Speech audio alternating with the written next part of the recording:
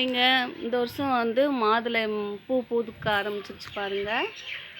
ஏற்கனவே காய்ச்சிட்டு இருக்க மரம் தான். இப்போ பூக்கள் வந்து நிறையா வச்சிருக்கு பாருங்கள். இது பாருங்கள், இதில் வந்து குட்டி மரமாக இருக்குது. சின்ன கண்டு இதில் நட்டு விட்ருக்கேன். அதுவும் பாருங்கள் எத்தனை பூ இருக்குதுன்னு சொல்லிட்டு. இந்த வந்து மரம் ஏற்கனவே காய்ச்சிக்கிட்டு இருந்த மரம் தான். இப்போ வந்து காய்ச்சி முடித்து கொஞ்சம் ரெஸ்ட் எடுத்துகிட்டு இப்போ திரும்ப வந்து பூக்கள்லாம் பூக்க ஆரம்பிச்சாச்சு. இதில் தான் வந்து ஒரு மிளகாய் செடி வச்சுருந்தேன் பார்த்தீங்களா, அது பாதி காய்ச்சி பாதி இருக்குது. அதனால் அதையும் விட்டாச்சு. ஒரே தொட்டியில் எத்தனை மரம் இருக்குது பாருங்கள். 4 மரத்துக்கு மேலே இருக்குது. குட்டி ஒரு மரம் 5 மரம் இருக்குது.